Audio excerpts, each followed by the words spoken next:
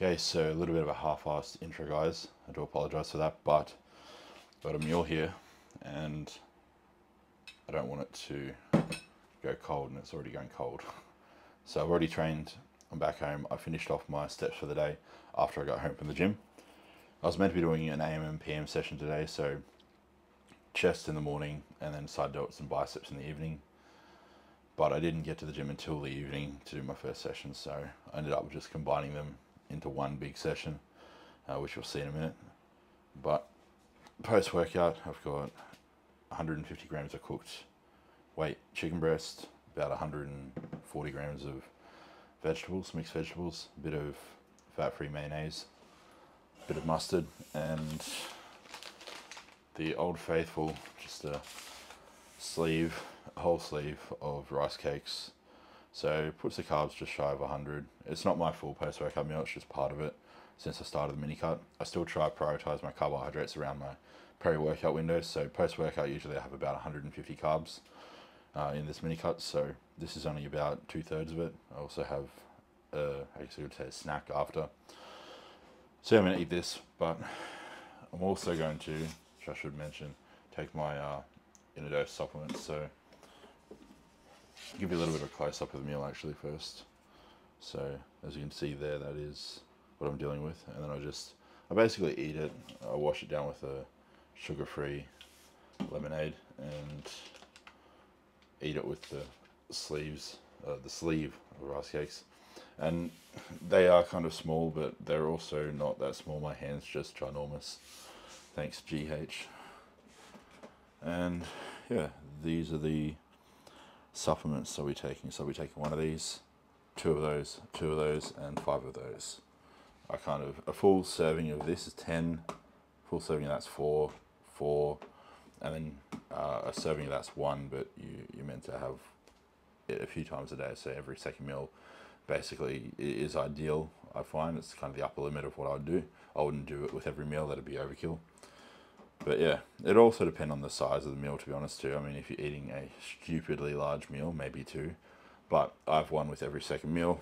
This, I have 2 in the morning with breakfast or meal 1. Same thing with this, and 5 or half a serve in the morning with breakfast, and then I do the other half at the evening at some point with one of my meals. I'm not too fussed about, honestly, which meal I get it with. I mean, that's just mental masturbation and just majoring in the minors. When you get to that point, it's just kind of stupid. Just make sure you can get a full serving in throughout the day and don't fucking overthink the shit. So yeah, I'm gonna dive into editing one video from last week. I'm not gonna do all the videos recorded because I'm already behind schedule and I don't want to stay behind schedule. So I'll edit and upload one video from last week, which was the one with John. I trained with John Izzy. So I'll put that up and then I'll edit this video and I'll chuck this up. So I hope you enjoyed the video, guys. It was a decent session. Gym was like, yeah, sort of busy, but not too busy. But yeah, I hit calves, chest, side delts, and biceps. See you guys. See you guys next time. Now, I don't know if I'm going to do an intro clip after the session, so this may or may not be the first clip of the video. But it's week 3 of the deficit of the mini cut. So I just wrapped up week 2 and another drop. No calorie change yet, still on about 5,000 calories, dropping at a rate of, I'd say, 1% body weight per week. So things are pretty good. Started the cut at, 282 pounds. I'm currently sitting at 271 pounds, so down about 11 pounds. I believe the last week my average weight was 273. So, no, 274. Although it is starting to slow, like you expect that initial drop to be a little bit bigger. It's still moving at a good pace. I mean, you don't want to lose faster than 1% per week, because if you do, it's probably not fat. It's probably a bit of muscle, and you don't necessarily want that. I think when dieting, I mean, it's something that a lot of, I guess you could say, fat people struggle with. But me personally, and anyone else who's never really been fat in their life, wouldn't struggle with this, but there's a certain rate of loss that is sustainable to maximize fat loss and prevent muscle loss, or minimize muscle loss, I should say. With some instances, it's almost impossible to completely avoid all muscle loss. However, to keep it at a complete minimum typically you want to kind of fall within the range of 0.5 to 1% body weight per week in terms of the rate of loss. So depending on how heavy you are, that's going to dictate the amount of grams or the amount of pounds that you want to aim to lose each week. So for somebody who's 100 kilos, just say for argument's sake, because the math is easy, somebody who's 100 kilo, losing at a rate of 500 grams to 1 kilogram per week is a good kind of sustainable maximum rate of fat loss that you could achieve. Anything quicker than that, you're just most likely tapping into muscle tissue, which is only going to make the end result look less impressive. You're going to have less muscle at the end of it, which is kind of, it defeats the purpose of building muscle in the gaining phase and then dieting if you lose too fast and lose that tissue that you've just accrued. So you want to kind of consider those things when you're dieting. You don't just want to think faster is better or more is better, because a lot of the times it's not. Anyway, enough rambling. I've got my EAAs and carb powder. So 50 grams of carbs, or thereabout, give or take a gram, and 10 grams of EAAs. I actually have to restock on EAAs soon. They're getting a little bit low, because I don't just have them when I train. I also tend to have a serving of EAAs at home throughout the day when I'm just sipping on water. So when you're drinking 6+ liters of water a day, you kind of want to make it a little bit interesting. I mean, I can drink plain water, and I definitely do try to aim to drink at least 2 to 3 liters of my daily water as just plain water with nothing added. Although the additional kind of 3 to 4 liters, I need a little bit of help. So that's what I do. Anyway, I'll do a warm-up set, and then I'll dive into the working weight, which I believe is 325 pounds.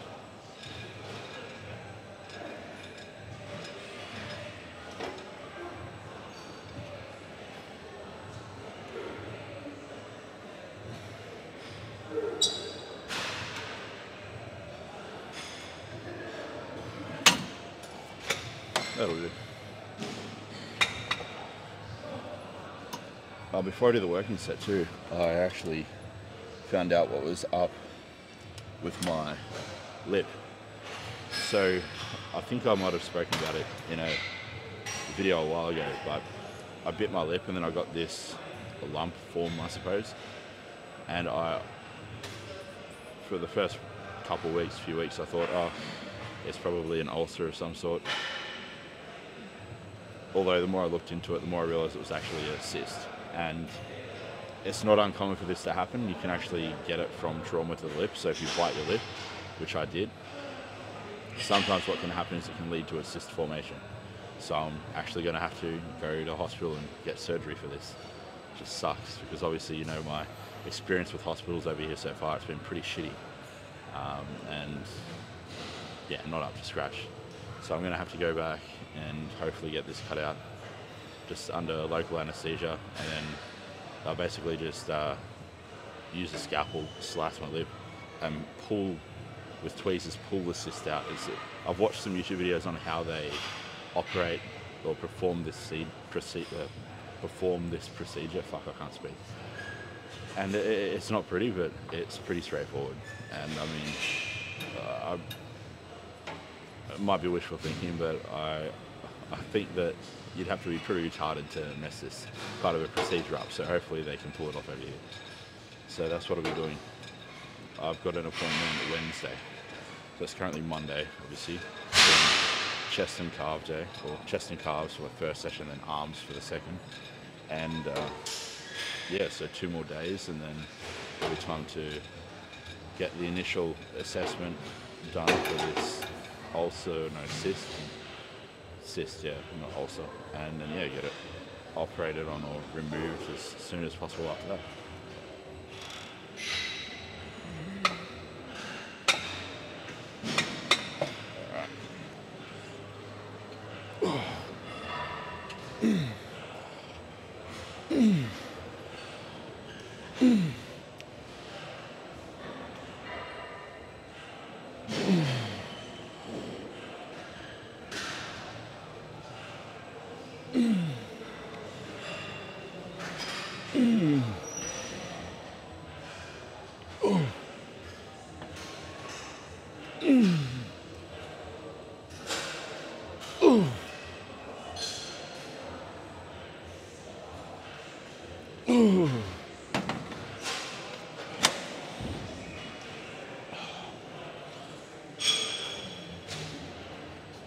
quite late.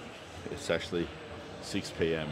It might not look like it, but yeah, it's 6 at night. So I'm doing my first of my 2 sessions for the day right now. What I'll probably end up doing is, although it's subpar, it's not as ideal as I'd like things to be, I'll head home after this, shower,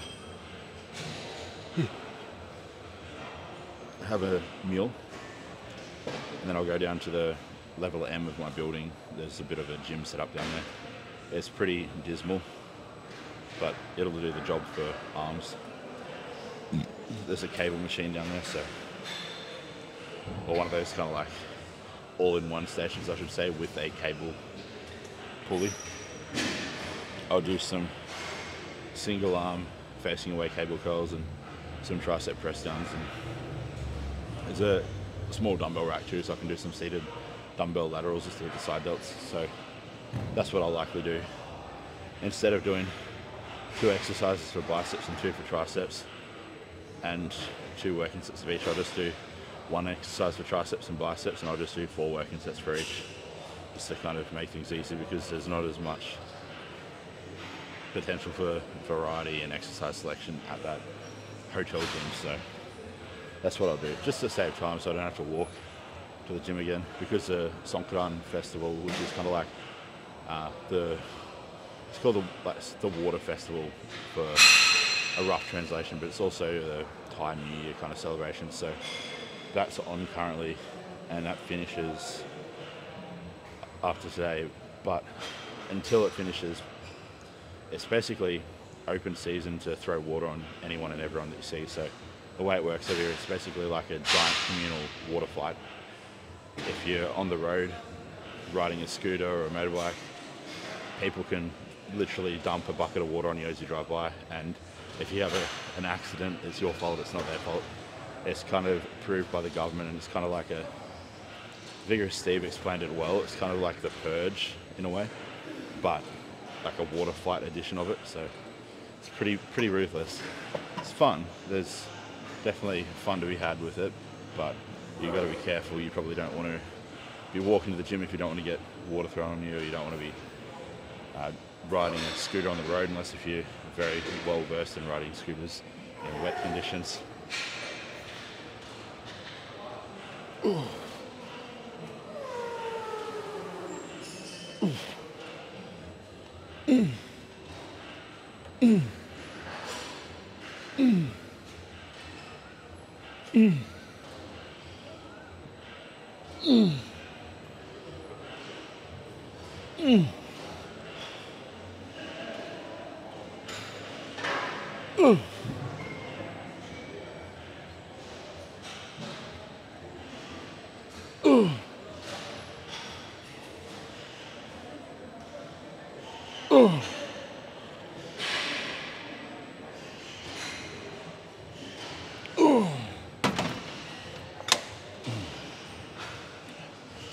One more set of these. It's only 3 working sets, but the my room match sets, so same number of reps every set, whether that requires me to rest pause or not. I mean, calves being pretty endurance based, they tend to do alright, and I can find that even if I take them to failure on a set, the next set I can usually match reps if I have enough rest without necessarily needing a rest pause. But after that second set, I definitely do require a rest pause, so the next set I'll probably need one. Probably wondering what happened to my shirt too. I've just recently gotten that over the heat, because it's as hot as 33 degrees Celsius at night time with high humidity lately, which is just astronomically hotter than what I'm used to and what I'm acclimated to. I've been cutting the necks out of a lot of my shirts because it just breathes a lot better then. I find if the neck is looser on a shirt, I just don't get anywhere near as hot, and it's more comfortable too, because there's nothing that I hate more than a tight fucking t-shirt. I don't know how people wear tight t-shirts to the gym. It blows my mind. It's a pet peeve of mine, I'll tell you that. I'd rather shit in my hands and clap than wear a fucking tight shirt to the gym.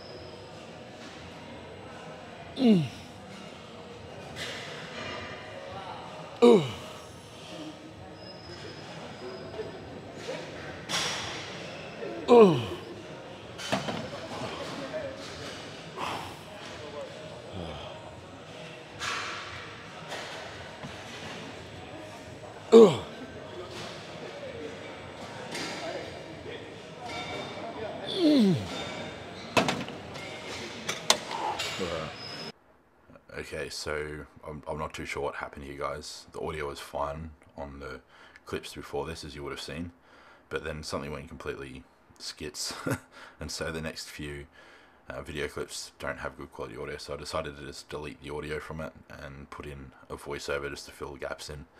But the audio does improve again once I get to the hammer strength incline press, so I just sort of do a little bit of a voiceover while you see me do the bench supported cable flies and the decline chest press. But all in all, a decent session. This exercise in particular was really good this week. I actually hit a rep PB on the first 2 sets. The third set I wasn't able to, I was just too gassed, so I just matched reps from last week. But still, 2 reps up from last week on average across the entire 3 sets, so I'm pretty happy with that. When you're an advanced lifter, that's a pretty big progression for 1 week, if you ask me, whether you're natural or enhanced, so I was pretty happy with that. And yeah, overall, decent kind of, I should say, mind to muscle connection. I mean, there are a couple of weeks where I felt like the mind to muscle connection wasn't really that good, and I don't know why. I think it was potentially just a little bit of fatigue accumulating, like too much fatigue. And I did actually I deliberately took off one of my training sessions last week, so I skipped one of my leg days, because when I was training legs with Jaden while he was over here, he just trains a little bit different to me. I mean, he trains a bit heavier, and I'm not saying that just, I suppose, discourage the heavy lifting. I think it's important to progressively lift heavy over time, but I do think I was kind of using loads that weren't suitable for my execution, how I perform the actual exercises, stuff like that. I think I was kind of overshooting the load a bit too much, and it just left my knees feeling really messed up. So I just thought I'd skip my quad session last week, and along with that, I think I just dumped a lot of systemic fatigue that was building up. And I came into this week today, or yesterday by the time this is uploaded. I'm doing the voiceover Monday night, so the day of this session. And yeah, I went into the session feeling a lot fresher. Hit that PB on the first 2 sets of this, like I said, and then I hit a few other PBs throughout the session as well, I'm pretty sure. So it was a very, very good training session nonetheless. I mean, it's only really chest, so it's not a massive muscle group when you kind of, I suppose, compare it to other body parts that you train throughout the week, although it was still decent. And I mean, the heat is ridiculous at the moment, so it's as hot as 33, 35 degrees Celsius at night time lately, and the humidity is always above 85%, so it's been pretty full on, if you ask me. And it's definitely weather that I'm not acclimated to, even though I've been here for close to a year now. I just don't think I'm going to adjust to it that well. I've adjusted to the heat over here a lot better than I expected to, because I've always been a cold weather person and I never really handled the heat in Australia, but I've actually managed to adapt a little bit to the heat over here, so I'm hoping that when I do go back to Australia, I tolerate the hotter weather in summer and stuff a lot better, which would be nice, because I used to die in summer in Australia, but Australian summer does not even compare. It's not even on the same level to summer in Thailand. It's way worse over here, if you're not a fan of hot weather, that is. Hot, humid weather. I'm sure it probably, honestly, even makes Cairns look a little bit soft. I think Cairns, in comparison, probably feels more comfortable than Thailand summer, but I can't say for certain. I'd have to spend a summer in Cairns to be able to say that objectively.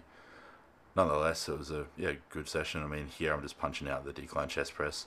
I only do 2 sets of this, and the reason I did this before the hammer strength incline press was because the hammer strength incline press was taken, even though I normally do the bench supported cable fly hammer strength incline press and then this. I just decided to save time by just swapping them around to, I guess, get it done before the incline press was vacant again. But yeah, solid set, and I'll let the audio take over now.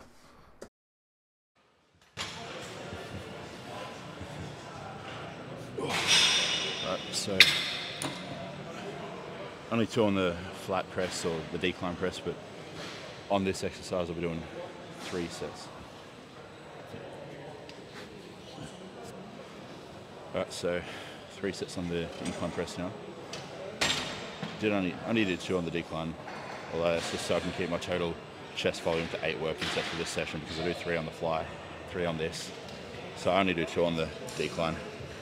When I do my first increase in volume though, I'll probably add an extra set to the decline, because I do get a real good kind of connection with my chest on that. But probably won't be until I'm back in a surplus, because I find that 8 working sets a session for chest is kind of my sweet spot in terms of recovery, when I don't have, I guess, an abundance of calories at my disposal. Even though I'm on 5,000, relatively speaking, it's a deficit for me. So if you need to be in a deficit and you have to be on, say, 2,500 calories in order to be in a deficit of 500 to 1,000 calories a day, then it's pretty much the equivalent of what I'm at the moment. So yeah, it might sound like a lot of food, but it's not sufficient for me to maintain weight. So it's just as challenging as somebody who requires 2,500 calories to be in a deficit of the same size of mine.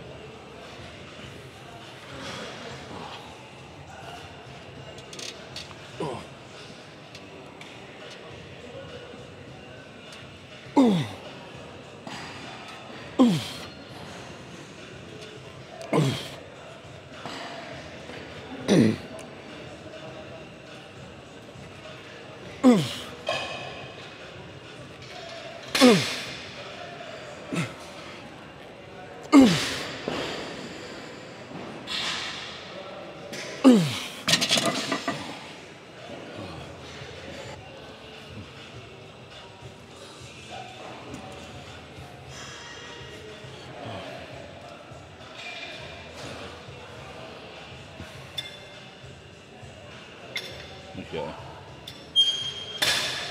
So far I'm matching last week's performance. I don't think I'll hit a PB on this week.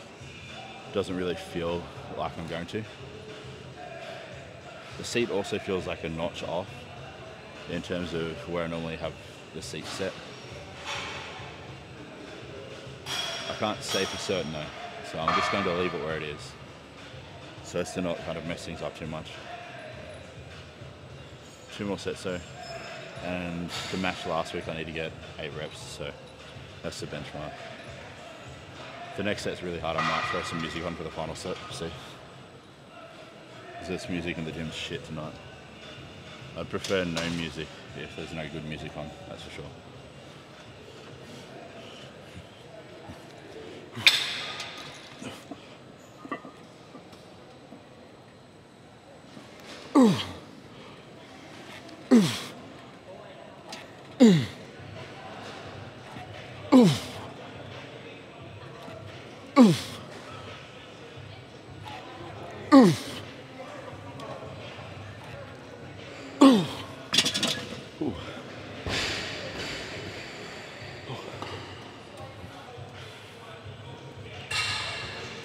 So one more set. One final set. I forgot that I had my EAAs and carbs. I haven't really been drinking on it much. So I need to make a conscious effort to drink this. Yeah, after this, I'm technically done this session at least. I got my arm and side delt session tonight, or later tonight, because it's already tonight. Although depending on how I'm feeling after this, I might just smash it out while I'm here, to be honest. It saves me doing a second session in 2 hours time. And I mean, realistically, I'm probably more likely to half-ass it if I do it in the home gym or skip it entirely, which is not ideal, especially in a deficit, because training stimulus and rest recovery alongside special sports supplements are your only real means of holding onto tissue. So don't want to shortchange myself, let's just put it that way. So one more set. I won't listen to music, I'll just grit my teeth and bear this cancerous noise to my ears. And then, yeah, see how we go after that. If I'm feeling up to it, I'll do the arm work while I'm here. If not, I will head home and I'll do it later.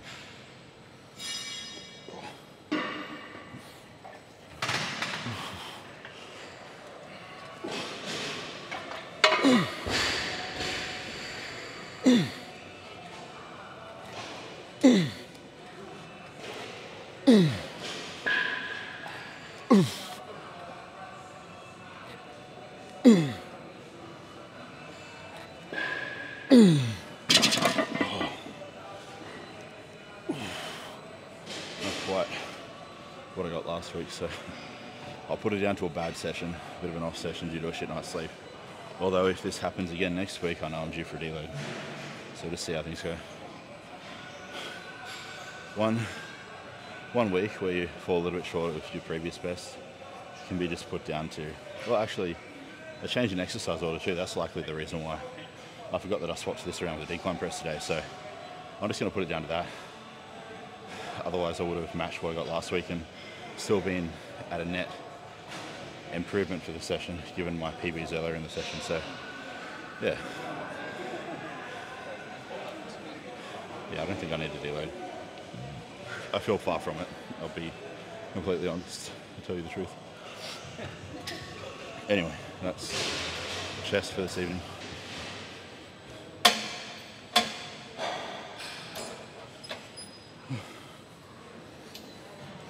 In frame, yes, cool. So, first exercise for arms, decided to do them here while I'm here. So biceps, that'll be way too light. So I'm going to do the weight that I did last week, which was 60 pound. And I used different handles last week, although these will do.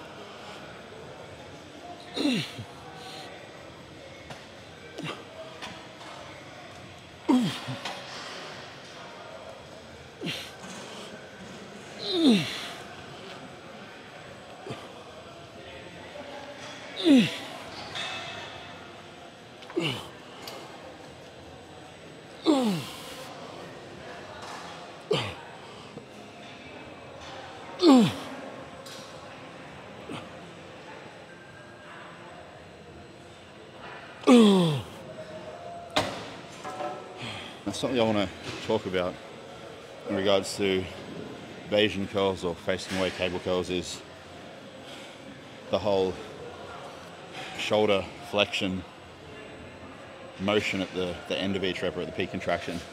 I've seen a lot of people online say, oh, you've got to keep your arms back here, like stay in shoulder extension the whole time, otherwise it defeats the purpose of a Bayesian curl or a facing away curl. But I think they're full of shit. It's not really correct because, yes, on the eccentric, on the stretch, you want to be extending at the shoulder so you can get a little bit more of a lengthening of the bicep, but the peak contraction of a curl, the whole fucking point is to shorten the bicep.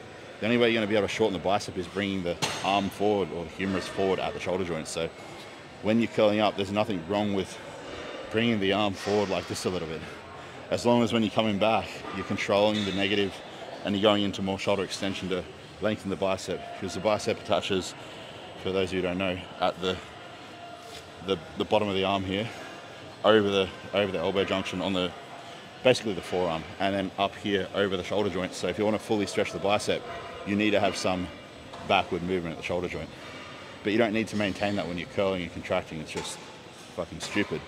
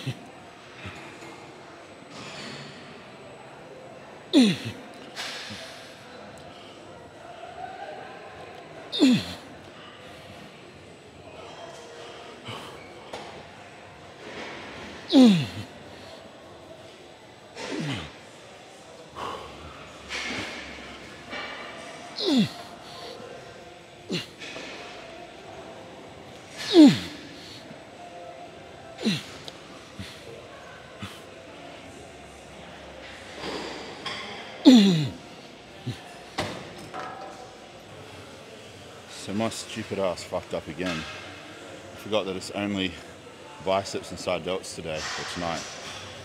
On my back day, I do rear delts and triceps, so silly me. So I just got laterals after this and that's it. One more of these and then laterals, but camera's about to run out of memory, so I probably won't get to record those. I'll get this last set on probably and then that'll be it. You've got like 2 minutes recording time left. But just know I did my laterals. If they're not on the video, I still did them.